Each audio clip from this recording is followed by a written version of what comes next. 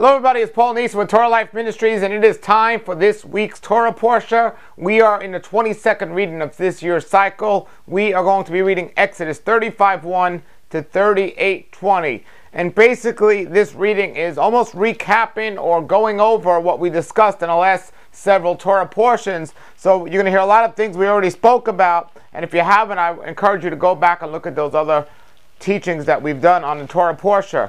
So we're going through all the books. The Torah is the foundation of all scripture, and it's the first 5 books of the scriptures, starting in Genesis, then the second book is Exodus, and we're coming to the end of the book of Exodus. We have 2 more readings left. We're up to the 22nd reading of Exodus, and it starts in 35:1. So we're going to start right now. We're going to start reading. It says, Moses assembled the whole community of the people of Israel and said to them. Now let's stop right here and just say Moses assembled the whole community. So every single person that was there, he was speaking to. So no one didn't hear him. It wasn't just the men or the women. No one was excluded. It says the whole community of the people of Israel. Now the people of Israel were not only the Israelites. The people of Israel was every single person that was traveling with them. They were all out there listening to the instructions that Moses, the messenger of our wonderful Creator, gave the people, or was giving the people the message from our Creator. So the whole community was there. Everyone that traveled out of Egypt going to the promised land was there, and he goes on to say, these are the things which our Creator has ordered you to do. So just in case they didn't hear about it, they forgot it, they didn't know, they didn't understand, he's telling them something that he's already told them again. He's going over it again, the importance of it. He isn't taking it lightly. After everything that's happened, here they are, and he's telling them again, these are the things which our Creator has ordered you to do. So these are the things that you're ordered to do. Now, as believers today, we are ordered to do something. As a believer in Yeshua Messiah, we are ordered. You want to say commanded, you want to say guided, whatever you want to say. We are supposed to follow the way of Messiah, and Messiah followed the way of Torah. That is it. We are supposed to do these things. It says and so then he gets into the things that we are to do. And the first thing on the list, the first thing he says was what we spoke about in the last Torah portion, the importance of the Sabbath. He says, on 6 days work is to be done. So for 6 days you're supposed to work for 6 days, but the 7th day is to be a holy day for you. Now remember folks, the word holy means set apart from your average normal day of work. So this 7th day is supposed to be set apart from those other 6 days, different, set apart, holy. It's supposed to be a holy day for you. Now who's it supposed to be a holy day for? The community of Israel, not only the Israelites, the whole community of Israel. He spoke to all of them. He did not exclude the people that wasn't Israelites coming out of Egypt. No, he said anyone here, this is for the whole community. 6 days you work, but the 7th day is to be set apart, to be holy. Then it says here, on the 7th day is to be holy, a Sabbath of complete rest in honor of our wonderful Creator. So every 7th day we are to take a rest and worship our wonderful Creator and honor our wonderful Creator. And we see all these award shows on TV, and they give the Lifetime Achievement Award to somebody, or they honor somebody else, or they honor someone else. Well, each week people miss honoring our wonderful Creator by ignoring His instructions, His guidelines. These weren't from Moses. A lot of people like to say this is the Moses covenant, or the instructions that Moses gave the people. That is not true, folks. These instructions didn't come from Moses. These instructions came from our Creator, and Moses was just a messenger. He says, if you want to honor a wonderful Creator, this is how you do it. You set apart one whole day to honor Him. Now you can honor Him every day. You can glorify Him every day. You can do everything you have to. But the one day it says here that we as believers in Messiah must do is to keep that 7th day set apart and holy, and not do the same things on that day that we're doing on other days. It goes on to say, whoever does any work on it is to be put to death. Again, it's not for us to go out there and kill each other. And it wasn't for the Israelites to go out there and kill each other. They had a system of judging which is not necessarily the same we have today. And I believe that's why we have so many issues we have today, because the system they had back then It might not have worked successfully here in the desert in the wild because the people weren't following what they needed to do, but it worked a lot better than what we have going on today when people disagree with or disobey the instructions we're to live by or the law that we have today. They're thrown in jail for a couple of days, if anything, and that's it. But here it says, whoever does any work in this day is to be put to death. Whoever does any work in this day is to be put to death. And some people say, well, that's ridiculous. Why would our Creator put someone to death for working on the Sabbath? And the problem was, it wasn't about working on the Sabbath. That wasn't the issue. The issue was, and a translation could be, whoever decides not to honor the wonderful Creator and be holy as He gave you the instruction to be holy, they will be cut off from the community and their judgment will be death. That's it, right there. So, if you want to honor Him, you do this, and if you don't, the opposite of life is death.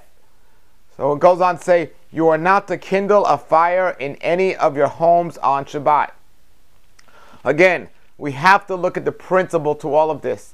First of all, back then on Shabbat, people had to work really hard to get firewood to begin with. Then it wasn't their home, it was their tent. They had a tent, and there were no homes back then. There were tents, which was their home. So technically, they didn't have homes, but where are you going to get firewood in the desert to make a fire? Now, they brought wood out of Egypt, and they brought a lot of things out of Egypt, but still, they would have had to work really hard to create this firewood. So create this wood, create this fire, work really hard all week, but the seventh day is to be set apart and different. So treat it different. Take that time you would normally take to start a fire the other 6 days of the week. Take that time to pray or worship or something else. And give me your undivided attention on that particular day, especially amongst all days. And this is a principle or example he's saying. So he's saying not to work real hard starting a fire or doing these things. It's a lot different today, folks. Just turning a switch and the fire comes on.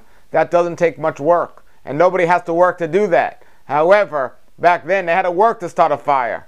Big difference. So we have to look at the principle of what it's saying. Moses said again to the whole community of the people of Israel. Doesn't here say he told the Israelites or the children of Israel. He said to the whole community, everyone traveling with Israel, here is what our Creator has ordered. So now this is the second thing he's reminding them. So the first one was the Shabbat.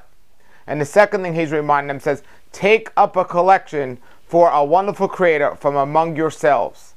And he says here, anyone whose heart makes him willing to bring his offering to the Creator, gold, silver, bronze, blue, purple, and scarlet yarn, fine linen, goat's hair, tan skins, and fine leather, acacia wood, oil for the light, spices for the anointing oil, and for the fragrant incenses, onyx stones and stones to be set for the ritual vest and the breastplate.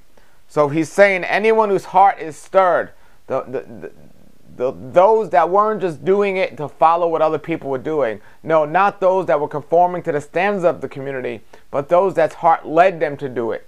And as we saw, and we will see, the people that were led to do it, they just gave so much. They gave way more than they ever imagined or they ever had to. And I believe it's the first time ever, and maybe one of the only times, where people actually gave so much to a spiritual occasion here that the people that were accepting it actually said, stop, it's too much. So we see this, and then we go on to verse 35:10. It says, then let the craftsmen among you come and make everything. So first the people had to give everything to be made.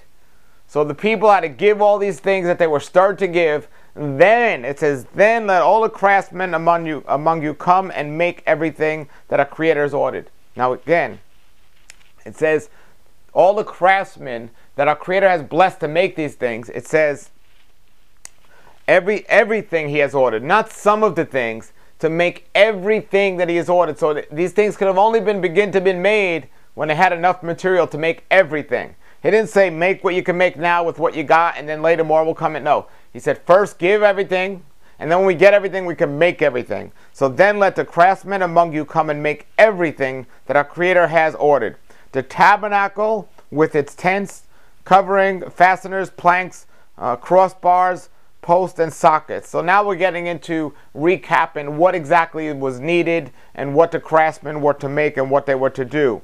It goes on to say the ark with its poles, the ark of the covenant, the curtain, and to screen it, the table with its poles and all the utensils and the showbread, the menorah for the light, the utensils, lamps, and the oil for the light, incense altar with its poles, the anointing oil, fragrant incense, the screen for the entranceway, and the entrance to the tabernacle. So all the instructions, it goes on to say the exact instructions, and this is in chapter 35:10 of Exodus, all the way down to 35:19. It just recaps all the things that would be made. Now, to understand the poles and what was happening and how blessed with wisdom these craftsmen were, when you had the wall of the tabernacle, they weren't connected in any way. So what happened was they connected them at the top with these so-called connectors. But it could have still swayed up and down, maybe not sideways, but up and down.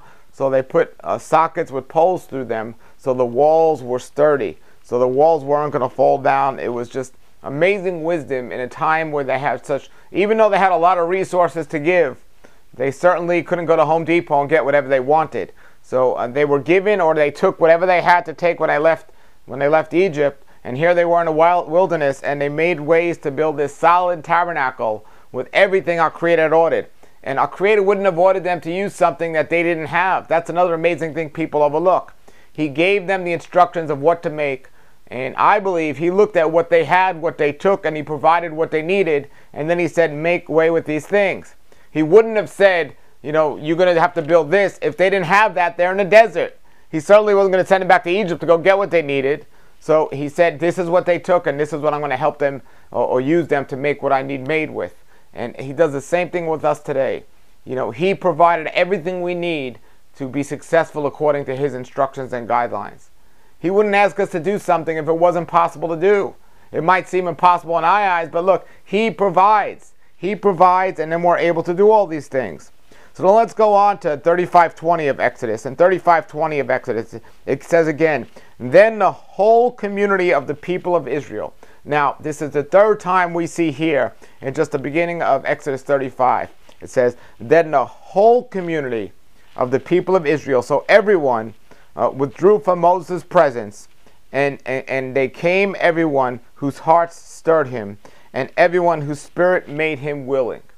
So here we see all of the people that were willing to give and whose hearts stirred them, and they brought our Creator offerings for the work on the tent of meeting, for the service in it, and for the holy garments. And those were all the instructions of what was needed in previous chapters that we read. Then it goes on, both men and women came, as many as had willing hearts. They brought nose rings, earrings, signet rings, belts, and all kinds of gold jewelry. Now this gold jewelry was melted down, but where'd they get all this gold jewelry to begin with? Egypt was a rich country filled with much gold and many other things that were there in that country. And remember when the children of Israel left, the Egyptians gave them, or they took from them, what was rightfully owed theirs for all their slavery over the years. And many of that had to do with gold here. Now, the children of Israel used it often in a way that the people of Israel did. They used it as nose rings, they used it as earrings, and so on. But a Creator, no, give me it, let's melt that down, and let's use that for the tabernacle, for these instructions and these things that I'm giving you now. It says, everyone bringing an offering of gold to our Creator, everyone who had blue and purple scarlet yarn, fine linen, tan ram skins, and fine leather brought them. So not all of them had all of these things, but everyone that had these things brought them and provided them.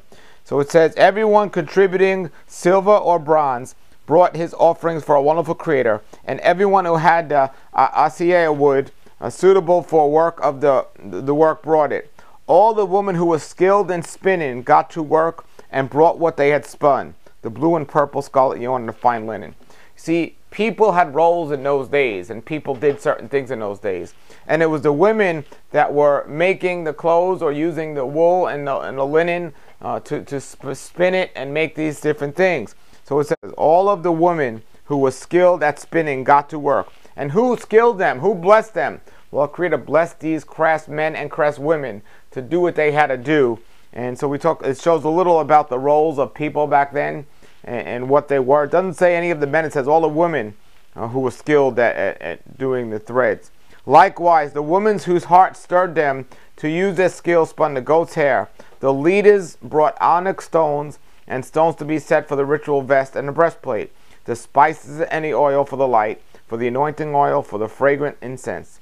Thus every man and woman of the people of Israel, again, of the people of Israel, not the children of Israel, of all the people of the community of Israel, whose heart impelled him to contribute to any of the work, our Creator has ordered them to Moses to do it according to as a voluntarily offering. And now we're going to go to chapter 35:30.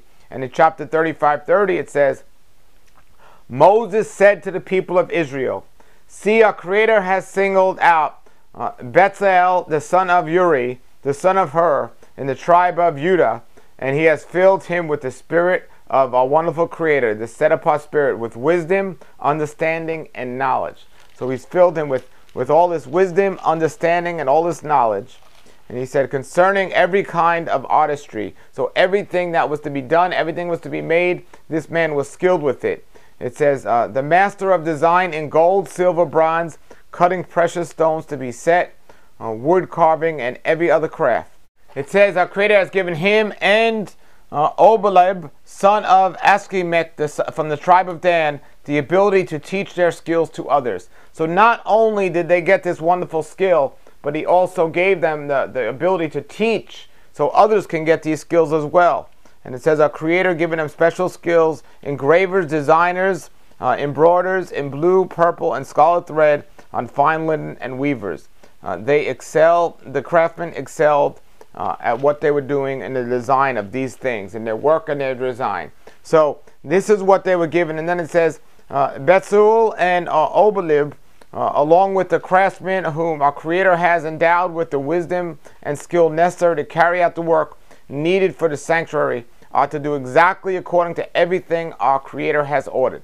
Now, when our Creator blesses somebody with wisdom, with a skill, with instructions, He expects them to be done exactly the way they were told. And nobody could say that they don't have enough wisdom to do it, because He gave them the wisdom. So He's giving them the wisdom, He's telling them to do it, and these things must be done the way He said to do it, and the reason He said it must be done. That's it. There's no questioning. There's no exactly. It has to be done exactly the way He said to carry it out. Extremely important to understand. Then it goes on in 36, after they said they exactly do it the way He has ordered. So 36:2. Moses summoned Vayak'hel, Obalib, and every craftsman to whom our Creator has given wisdom. Maybe He's given them the wisdom directly, or maybe it's passed on to them through the teachings. Everyone whose heart stirred him to come and take part in the work. They received from Moses all the offerings which the people of Israel had brought for the work of the building of the sanctuary. And goes on, but they still kept bringing voluntary offerings in the morning. So all day and all night they were giving, and they still kept giving, until all the craftsmen doing the work for the sanctuary left the work they were involved with to tell Moses, the people are bringing far much more than is needed to do the work. Now, that has been ordered to be done. Now, when and ever did you hear this, that people were bringing so much? Number one, their hearts were starting to give so much. And then number two, the people receiving it would say, that's just too much, we don't need any more. Amazing thing that happened right here. So it says, they told Moses to tell the people, they are bringing far more than is needed to get the work done. So Moses gave an order which was proclaimed throughout the camp, throughout all of the camp and the people there. Neither man nor woman are to make any further efforts for the sanctuary offering. In this way, the people were restrained from making additional contributions. For what we had already was not only sufficient for doing all the work, but too much. Now, they didn't give anything back, but they certainly used everything that they needed, or had everything they needed, and then the children were ordered, or the people were ordered to stop giving. With all the skilled men who were carrying out the work, Vayak'hel made the tabernacle using 10 sheets of fine woven linen and blue, purple, and scarlet yarn. Then we continue with 36:8. In the building of the tabernacle, it says the skilled craftsman made 10 curtains of fine woven linen for the tabernacle. Then Vayak'hel decorated the curtains with blue and purple and scarlet thread with skillful embroidered cherubim. Now, if we look at one of my previous Torah portions on the tabernacle and being built, you actually saw inside the tabernacle, I showed you a 3D image of it, and you saw, I said it looked like these so-called angels that were embroidered on the linen inside the tabernacle. It looked like they had high heels, really their heels crossed, but this was what we're talking about now and showing. All 10 curtains were exactly the same size, 42 feet long and 6 feet wide. 5 of the curtains were joined together and make one long curtain, and the other one was joined together to make a second long curtain. And then the loops and everything else was put in the curtains, and the clamps and everything else. So it goes on to discuss all these things in this chapter here. Then in 14, Exodus 36:14, it continues that he made 11 curtains with the goat hair to serve as a tent covering in the tabernacle. That 11 curtains were exactly the same size, 45 feet long and 6 feet wide. And then he joined the curtains together. It goes on to all the instructions how he did this. Then we get to chapter 36:20, or verse 36:20. It says, "For the framework of the tabernacle that Bezalel constructed, frames of arcia wood, each frame was 15 feet high and 27 inches wide." So now you can start to get an idea and an exact example, not only seeing it, but it goes on to give the exact measurements and how it's to be made and so on. Now there are many other times in Scripture where things were made or done, but there are other times where things weren't given, the instructions weren't given exactly. And I believe our Creator is not going to hide things from us. If He wanted us to know how to do something or build something, He's going to give us the exact instructions how to do it. And if He doesn't give us the exact instructions, He might still want us to do it, but not exactly one way according to the way He said, but that doesn't mean we don't do it. So now as we look here, we just get some good key things about the tabernacle and the function of it and the significance of it. The first thing we look at is the Ark of the Covenant. The Ark of the Covenant, remember, was the Ark, the wooden box that was surrounded in gold, and it contained the 10 Commandments. It also symbolized that our Creator's covenant was with the people of Israel, and it was located in the Holy of Holies that only the priest can enter once a year on a Day of Atonement to see it and make their sacrifices. Then we see the atonement cover. We see the lid to the Ark of the Covenant, sometimes referred to as the mercy seat, where these two cherubim were on top of there facing each other, and it was made according exactly to the way our Creator said to make it. And then we look at the curtains. Now, the scriptures are amazing how they give exact instructions of these things. The curtains divided the 2 sacred rooms, the holy from the Holy of Holies, and it also symbolized or had a good idea of how the people were to be separated from our Creator because of the sinful nature of the people. And the people had to come and give an offering or something back then. But today we're no longer separated because we have Yeshua Messiah. And it's different there, but it's the same principle that we in our flesh are different than us after we accepted Yeshua Messiah and His Spirit dwells inside us. And we see the curtain of separation. Well, we see that separation of man's fleshly desire and sinful nature versus our Creator Spirit dwelling inside us and our desire to please Him. So we get into the curtains there. Then there's the table, a wooden table located in the holy place of the tabernacle. And the bread and the utensils were put on this table, and they were on the table. Then it's looking about the bread of the presence and symbolizing the spiritual nourishment that our Creator offers. And you have the lamp, the lampstands and a lamp being a light within the darkness, and this place was dark. And then the incense altar, a holy place in front of the curtain. It was used for burning our Creator's special incense, and it's symbolic of acceptable prayer. And it all goes with prayer when you look at the incense burning and the whole idea of that. And the incense and next the anointing oil had to be made exactly according to the way our Creator said, and it couldn't be used for anything else, only these things. The anointing oil was a special oil used to anoint the priest in all the places in the tabernacle, and it was a sign of being set holy, a sign of being set apart for our Creator, and that was the only place it was to be used. Then you had the altar of the burnt offerings.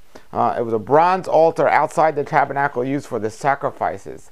And this symbolized how sacrifice restored one's relationship with our wonderful Creator.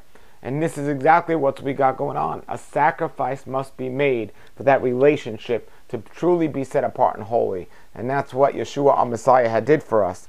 And then finally, we spoke about in the last Torah portion, the watch basin, which was a large watch basin outside the tabernacle that the priests had to use to cleanse their hands and feet, and it symbolized being cleansed before they go and worship.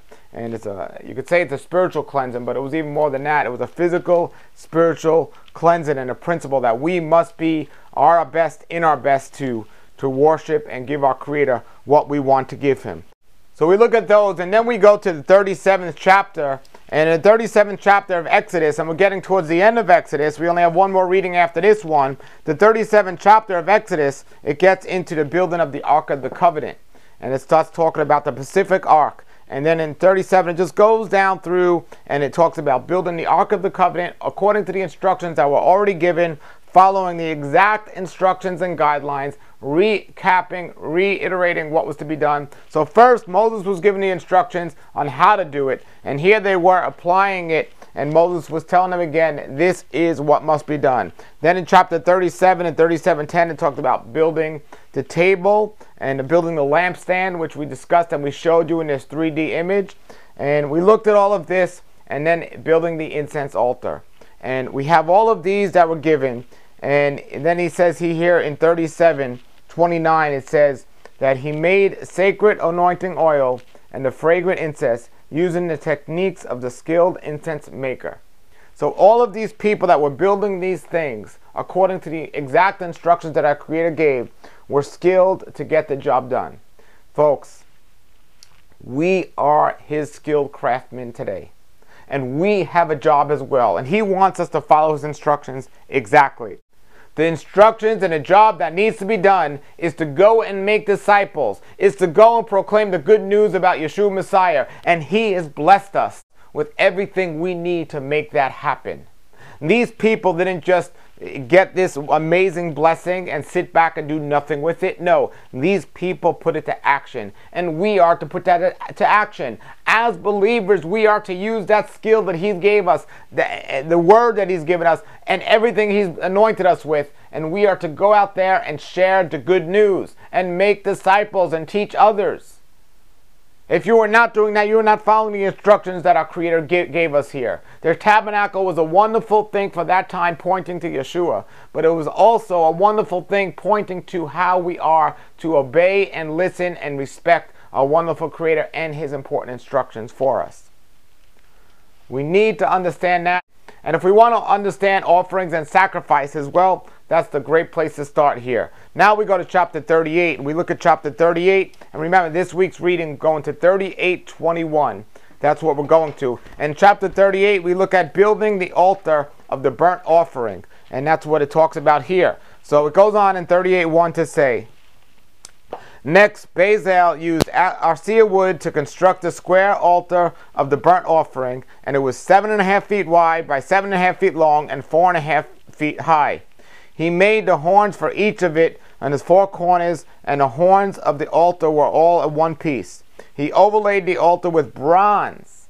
Now, this was the same size as the Ark of the Covenant in the Holy of Holies. The difference was everything in the Holy of Holies was made of gold. Everything outside was made of bronze. And then in the middle, you had a lot of things made with gold and silver.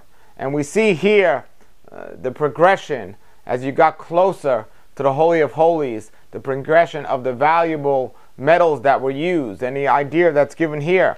So it says, he made the horns for each of its four corners, so that the horns were all in one piece, and he overlaid the altar with bronze. Then he made all the utensils bronze, and the ash buckets, shovels, basin, and the meat forks and fire pans. So everything he made of bronze, installed it halfway down the side of the altar under its ledge. He cast 4 rings and attached them to the corners of the bronze grating to hold and carry the poles. He made the poles from the arsia wood and overlaid them with bronze. He inserted the poles through the rings of the sides of the altar, and the altar was hollow, and it was made for the planks. Now, as we get into this, he's going to talk about building the wash bin next. We have to understand, when the children left Israel and they were going through the parted sea, they weren't just going with nothing on their backs. They had a lot of stuff with them. And here come the Egyptians chasing them. This was such an amazing thing that they made it. through the sea, and the Egyptians didn't make it. All the Egyptians had was their horse, their sword, and they were ready to go. And these children were moving these big things, and they had tons and tons of gold on them, and they had all this wood on them and everything else, and they made it through.